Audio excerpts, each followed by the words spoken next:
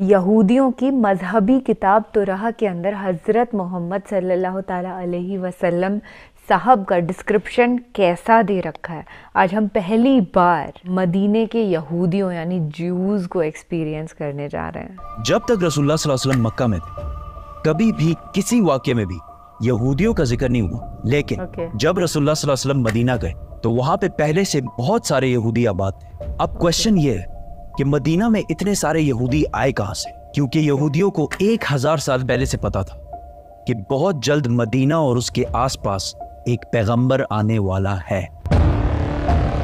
हे hi hello नमस्ते जी, सत श्री अकाल, अस्सलाम वालेकुम। मैं निधि शर्मा इंडिया से, और ये वीडियो एक्सट्रीमली एपिक है क्योंकि मैंने कभी ये सुना नहीं है कि ज्यूज जो हैं उनकी रिलीजियस बुक के अंदर भी नबी पाक रसूल अल्लाह का जिक्र होगा। Is this not enlightening news? First of all चौकन्ना कर देने वाली खबर है ये। खैर, हो सकता है मैं तो अनजान हूँ पर आपको ऑलरेडी ये पता हो कि तुराह के अंदर नबी पाक को भी as a messenger of God display किया गया है। And now is the time जब हम ये वीडियो एक्सपीरियंस करेंगे, क्योंकि ऐसे टॉपिक्स पे जानकारी हासिल करने का इंतजार नहीं होता। And those who are new into this Islamic world, मैं एक चीज रेकमेंड करूंगी कि आप ना हजरत मोहम्मद सल्लल्लाहु ताला अलैहि वसल्लम साहब की जीवनी को एक बार पढ़ें तो आपको रियलाइज हो जाएगा कि वो कितने दयावान इंसान थे। और हाँ, इबादत उनकी भी नहीं करी जाती। He is a messenger of God, the last messenger of God, prophet Muhammad सल्लल्लाहु ताला अलैहि वसल्लम। इबादत सिर्फ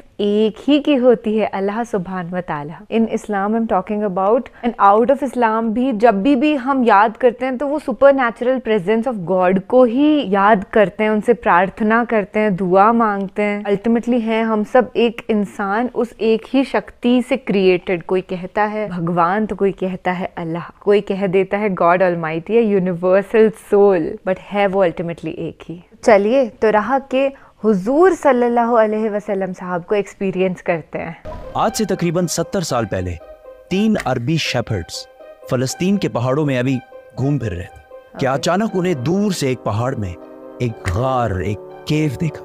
वो उस केव के अंदर गए और उन्होंने देखा कि उस केव में सिर्फ 2 जार्स पड़े हुए। उन्होंने ये जार्स खोल के देखे तो अंदर पुराने जमाने के कुछ पेपर्स और स्क्रोल्स पड़े हुए। उन्होंने सोचा पता नहीं कोई चीज होगी बस, तो उन्होंने बाजार जाकर थोड़े पैसों के बदले इनको बेच दिया। वहां से ये स्क्रोल्स किसी तरह अमेरिका के एक साइंटिस्ट के हाथ लगे, जिसको डायरेक्ट पता लग गया कि ये यहूदियों की आसमानी किताब तौरात है, लेकिन ये किसी अजीब से स्टाइल से लिखी हुई और आज के जमाने के सारे तौरात से मुख्तलिफ थी।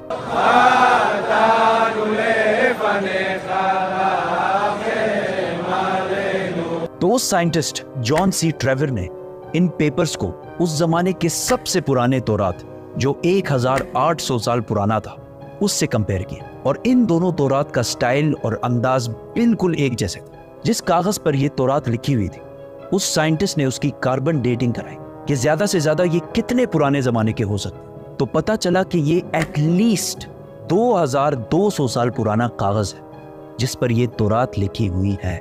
Which means कि ये तौरात जो फलस्तीन के एक गार में एक आम से अरबी शेपर्ड को मिले थे, ये दुनिया के सबसे पुराने तौरात में से एक है। इवन हजरत ईसा अलैहिस्सलाम के आने से भी पुराने का तौरात है। Copies of the Bible that are 1000 years older than any previously known copy of the Bible? ये कंप्लीट तौरात तो नहीं है, लेकिन तौरात के बहुत सारे पोर्शंस इसमें मौजूद हैं। इन स्क्रोल्स के स्टार्टिंग में यहूदियों के एक पैगंबर आइज़ाया का जिक्र है, जिनको क्रिश्चियंस और मुसलमान दोनों एक सच्चा प्रॉफिट मानते हैं। और इस पैगंबर आइज़ाया ने फ्यूचर के कुछ प्रोफेसीज लिखी है कि आने वाले वक्तों में दुनिया में क्या क्या होने वाला है। पहली प्रोफेसी ये थी कि बख्त नसर बेबीलोन का बहुत ताकतवर बादशाह, जिसने हजारों साल पहले यहूदियों की बिल्कुल हिटलर की तरह तबाही फेर दी थी। इस तौरात की पहली प्रोफेसी ये है कि अभी तो बख्त नसर हमारे ऊपर बहुत जुल्म कर रहा है, लेकिन बहुत जल्द एक शख्स इसकी हुकूमत को तबाह और बर्बाद कर दे और यहूदियों को उनके इलाके में वापस आबाद करे। ये प्रोफेसी इस तौरात से भी 300 साल पहले पूरी हो चुकी थी, साइरस द ग्रेट की शक्ल में, जो ईरान का एक बहुत ताकतवर बादशाह था, जिसको आज बहुत सारे मॉडर्न इस्लामिक स्कॉलर्स जुल्करनैन भी समझते हैं। Actually, he was Cyrus.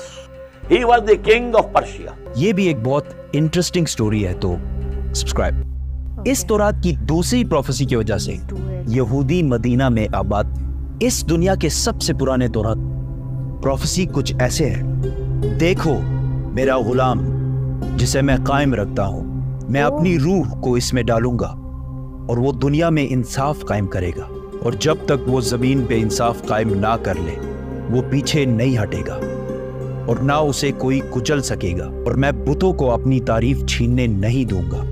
और जिन आबादियों में कैदार के लोग रहते हैं खुश हो जाएं।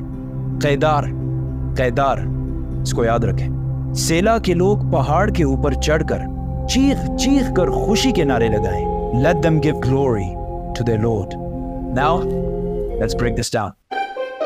सबसे पहले कहा गया है कि कैदार के लोग खुशियां मनाएं। तो अब ये कैदार कौन है और कहां है? कैदार इब्राहीम अलैहिस्सलाम के बेटे इस्माईल अलैहिस्सलाम के दूसरे बेटे का नाम, और इस कैदार के बच्चों ने अरब में एक बहुत बड़ी सल्तनत कायम की, और रसूलुल्लाह सल्लल्लाहु अलैहि वसल्लम भी इस्माईल अलैहिस्सलाम के इस बेटे कैदार की नस्ल में से। दूसरा जिक्र है बुतों का।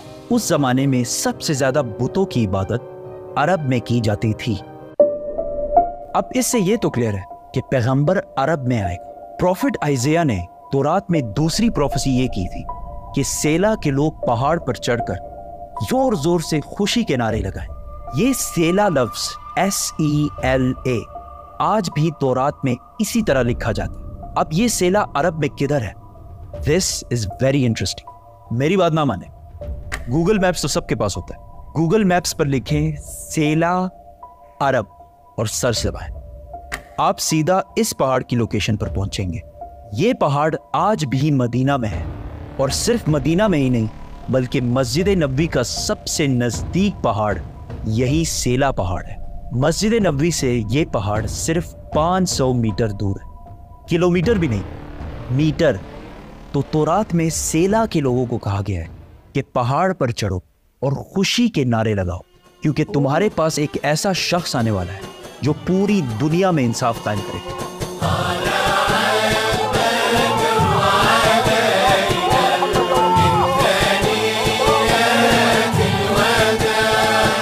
और ये सब कुछ तौरात में यहूदियों को पहले ही बता दिया गया। यहूदियों को इस बात का पूरा अंदाजा था कि बहुत जल्द मदीना में एक पैगंबर आने वाला है। तो आहिस्ता आहिस्ता बहुत सारे यहूदी फलस्तीन से मदीना और इसके आसपास शिफ्ट होना शुरू हुए कि काश हम उस पैगंबर से मिल सकें। और एक दफा तो यहूदी और रोमन एम्पायर की लड़ाई के बाद बहुत सारे यहूदी मदीना और इसके गिर्द जमा होना शुरू हुए, और खैबर को जो मदीना के सबसे करीब सिटी समझी जाती थी उसको अपना हेडक्वार्टर बनाया। मदीना के अरब यहूदियों के नॉलेज और उनके बिजनेस करने के तरीके से बहुत ज्यादा इम्प्रेस थे, जिस तरह आज भी पूरी दुनिया यहूदियों के इंटेलिजेंस और बिजनेस के तरीके से बहुत इम्प्रेस है। आहिस्ता आहिस्ता मदीना में यहूदी बढ़ने लगे और मदीना के अरबियों और यहूदियों के दरमियान लड़ाइयाँ होना शुरू हुई। और हमेशा यहूदी मदीना के अरबियों को कहते थे कि आज तो तुम लोगों ने जो करना है कर लो, लेकिन जब हमारा पैगंबर आएगा तब हम तुम लोगों को नहीं छोड़ेंगे। मदीना के अरबी हमेशा इस बात से डरते थे कि कहीं वाकई इनका प्रॉफिट आके हमें खत्म ही ना कर दे। मदीना वालों को जनरेशंस एंड जनरेशंस तक ये बात बताई जा रही थी, जिसकी वजह से मदीना वालों को यकीन हो गया था कि बहुत जल्द एक पैगंबर आने वाला है। इस सब के दरमियान अचानक एक दिन मक्का से एक आदमी मदीना आया जिसका नाम था मसअब बिन उमैर, और उन्होंने मदीना के लोगों को इस्लाम की दावत दी और बताया कि मक्का में एक अरबी पैगंबर आया है जिसकी बात कोई भी मक्का में नहीं माना। ये सुनकर मदीना वाले हैरान हो गए कि एक अरबी बोलने वाला पैगंबर, हो सकता है ये वही पैगंबर है जिससे यहूदी हमें बार बार डराते रहते। तो मदीना वालों ने डायरेक्ट दुनिया में सबसे पहले इस्लाम कबूल कर लिया। यहूदियों को जब इस बात का पता चला कि हमारा पैगंबर तो अरबियों में आ गया, तो उन्होंने साफ डिनाई कर दी कि ये वो पैगंबर है ही नहीं। लेकिन फिर भी कुछ यहूदियों ने इस्लाम कबूल भी किया और इस्लाम के लिए जान भी दी। और तौरात में मोहम्मद सल्लल्लाहु अलैहि वसल्लम के बारे में जो पहले से कहा गया था, ये भी यहूदी जो मुसलमान हो गए थे, ये भी उन्हीं यहूदियों ने डिस्कवर किया था। इसीलिए हजरत सलमान फारसी को भी एक क्रिश्चियन प्रीस्ट ने मदीना ही भेजा था कि वहां एक पैगंबर आने वाला है। यहूदियों ने इस सब को डिनाई कर दिया कि ये वो पैगंबर है ही नहीं। और सिर्फ इनको पैगंबर मानने से इनकार नहीं किया, बल्कि रसूलुल्लाह सल्लल्लाहु अलैहि वसल्लम के खिलाफ हर तरह की साजिश भी की। लेकिन यहूदियों की ताकत खैबर की जंग के बाद पूरे अरब में हमेशा के लिए खत्म कर दी, और वो सारा माल जो यहूदियों ने हंड्रेड्स ऑफ ईयर्स में जमा किया था, सारा मुसलमानों को मिल गया। और मक्का वालों को भी पता चल गया कि खैबर के बाद अगली बारी मक्का वालों की है। My God.